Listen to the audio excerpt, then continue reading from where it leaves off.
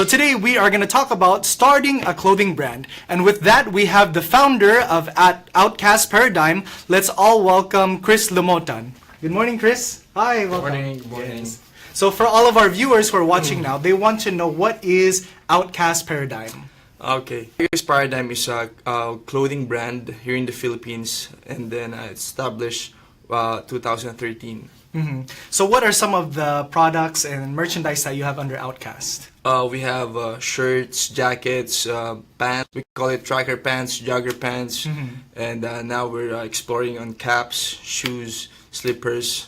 Okay, so a lot of things. So how would you describe the type of style, the type of design that you do under Outkast? It's a streetwear brand, so mostly working on trendy, something like that. Casual clothes na like you can wear every day. Yes. And kasi ngayon we're targeting the millennials also, so yung mga like long tees, jogger pants. So yun. Okay, but I also noticed that you have a lot of simple things. I think it's really for everyone. There's some products there that are for the young generation, but then you have tracker pants that's really for everyone. But some of the things that you do, it's not just for males, right? There are also some items that you have for females. Female also. Yeah. And then some items that are also unisex. Yes. Yeah. So what was the inspiration for how you started Outkast Paradigm?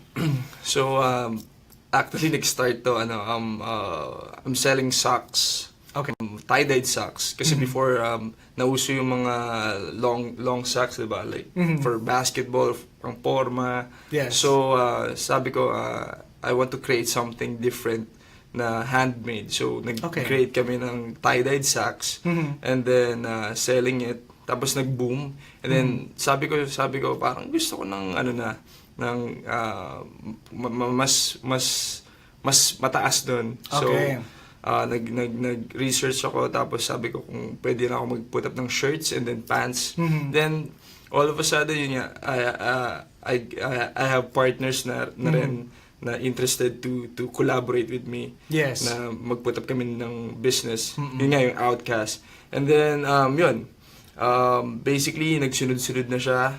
Nagkaroon na siya ng shirts, nagkaroon na siya ng pants, and then jackets. So, yung growth niya rin, mabilis. Yes. Kasi before, way back 2014, hindi pa ganung uso yung jogger pants. Yeah. And then, kami nag-start na mag-put up ng mga designs, different designs na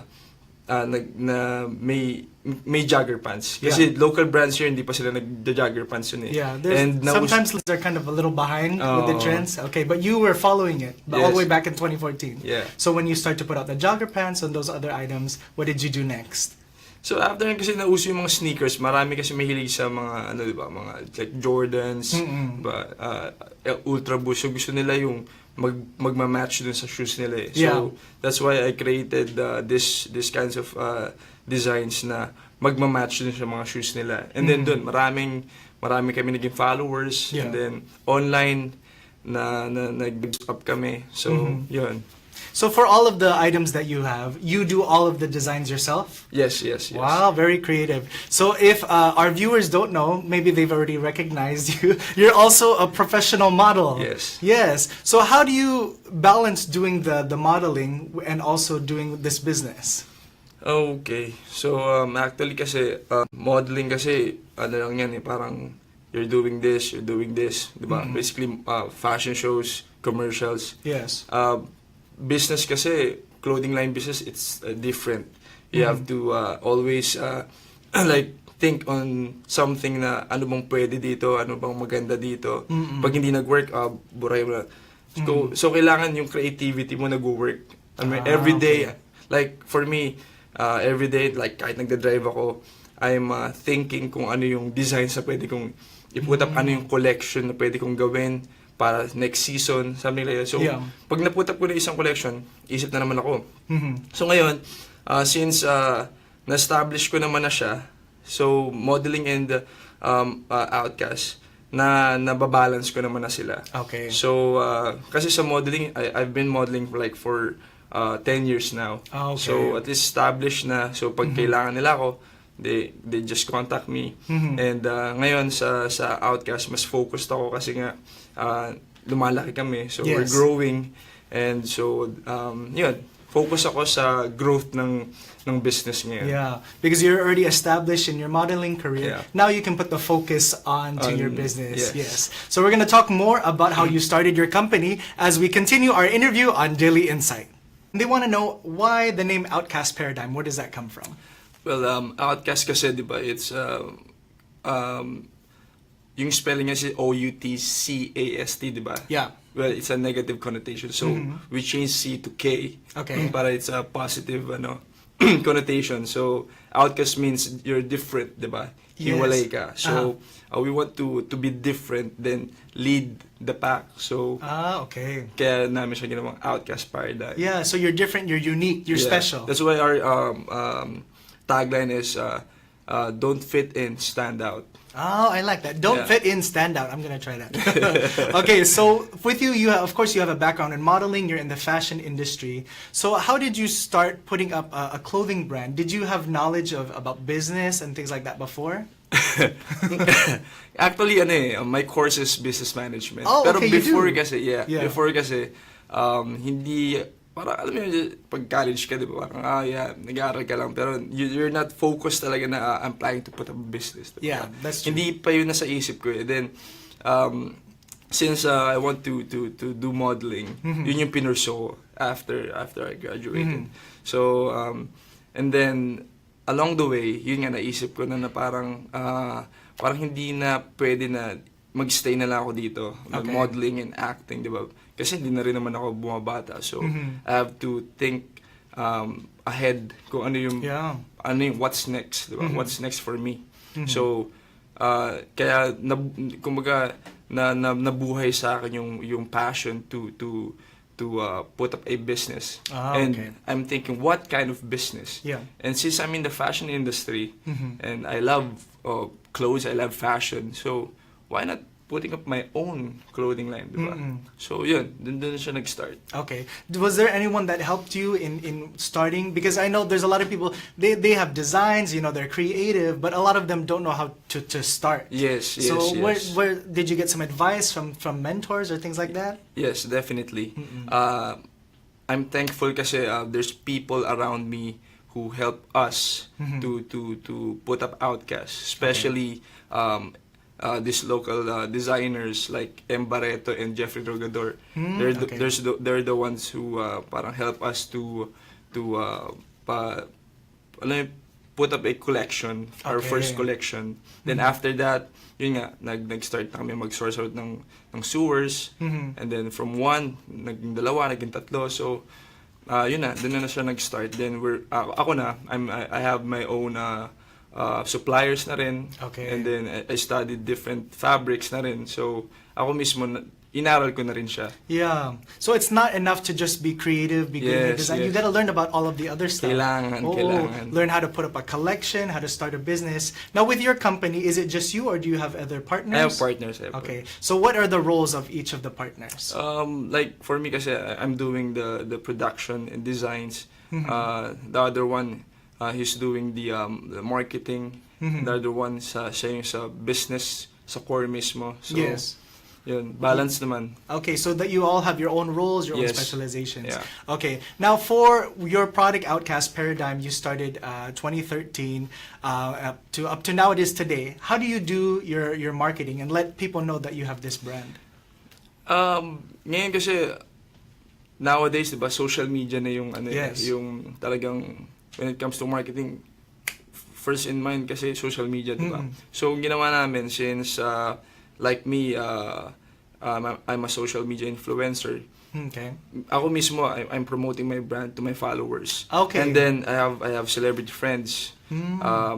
Si Vice Ganda, sobrang pinopromote niya kami in Showtime. Vong Navarro, Billy Crawford, those people are my friends and sobra yung support nila sa brand. Kasi sometimes, hindi mo naman din susuportahan yung brand kung hindi mo siya gusto, di ba? Yes. Parang, okay.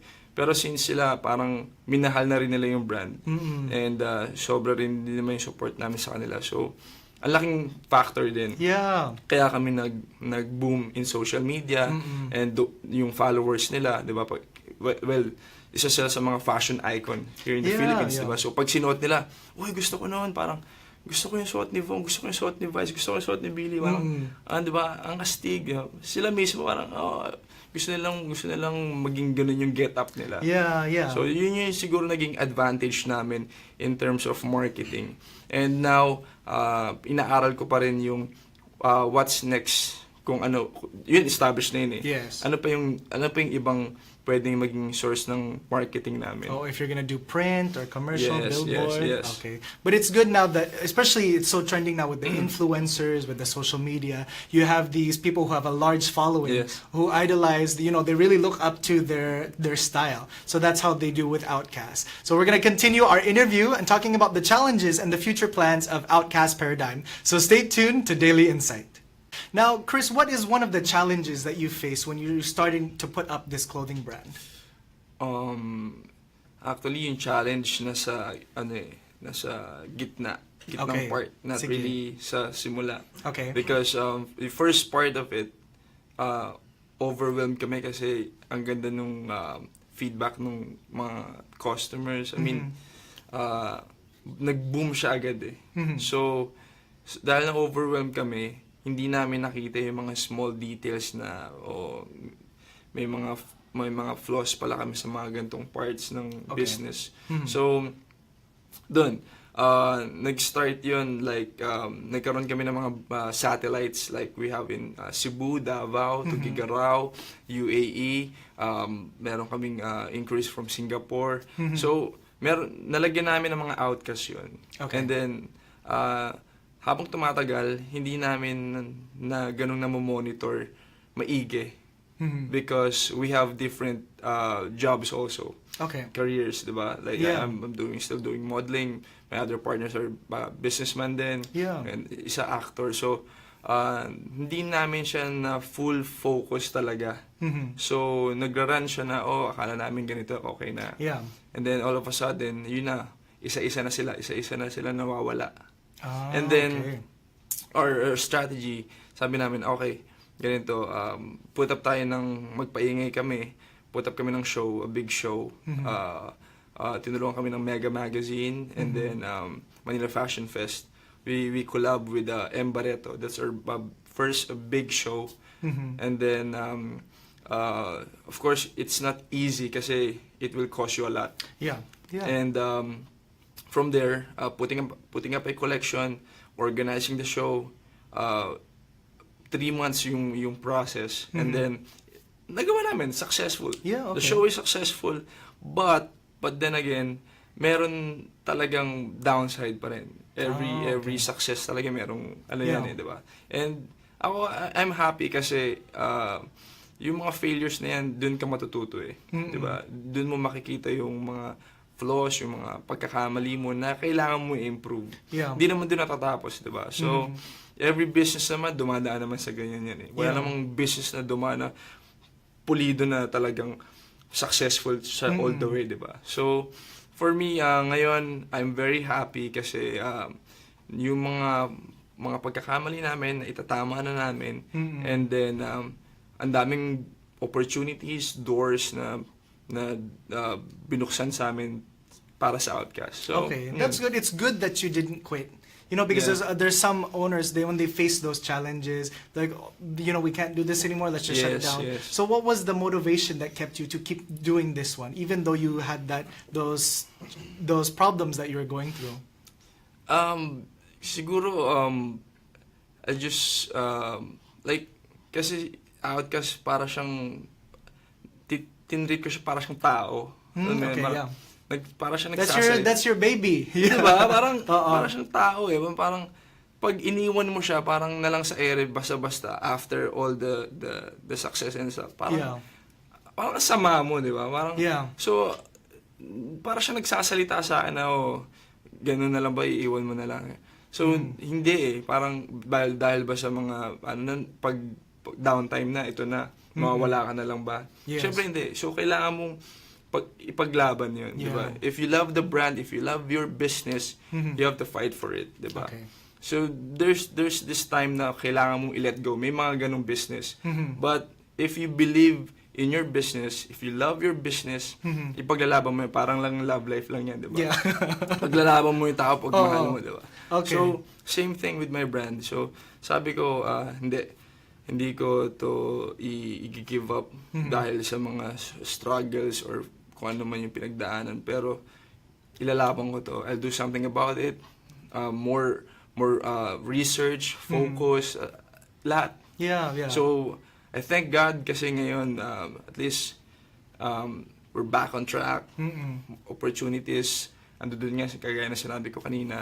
And, yeah, I just thank God. Kasi, lahat naman yan, because of Him. Yes.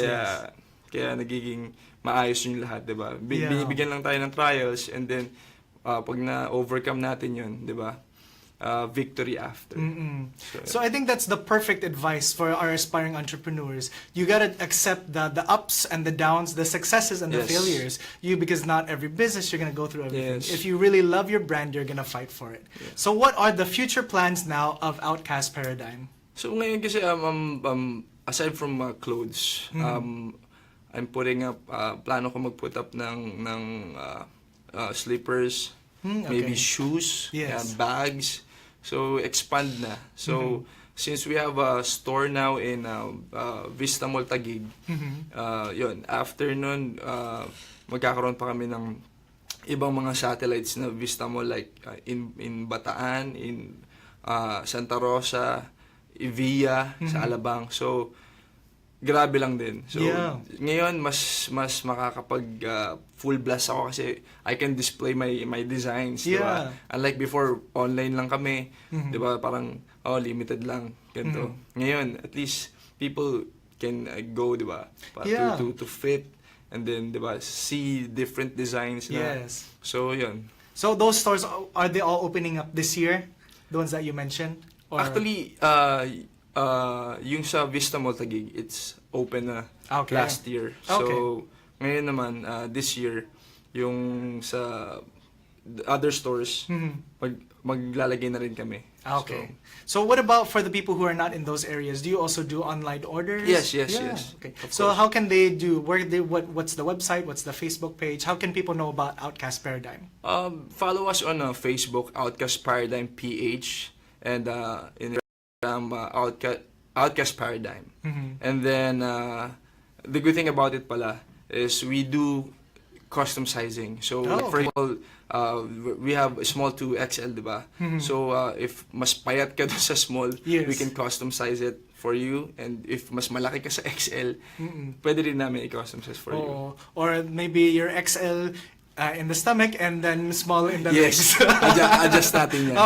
That's good. So you don't need to, it's really ready to wear. You don't need to make any alterations. So yun, gusto namin kasi yung customer satisfaction talaga. So kasi yun naman yung babalik-balikan sa'yo, diba? Aside from the quality, diba, yung how you deal with them, diba? Yun yung gusto rin ng mga customer. Kasi I've been a customer also, diba? Parang gusto ko ganun din yung treatment sa akin. So okay. Well, thank you so much, Chris. We learned so much from this interview, you. sharing your insights. For all of you who are interested, make sure to check out Outkast Paradigm. Before we end, we'd like to invite you to the Arena Weekend Market, join Saturday and Sunday for fitness and for fun, and visit our newest attraction. So these are mornings filled with meaningful business talk. I'm your host, Randy Bernardino, and this is Daily Insight.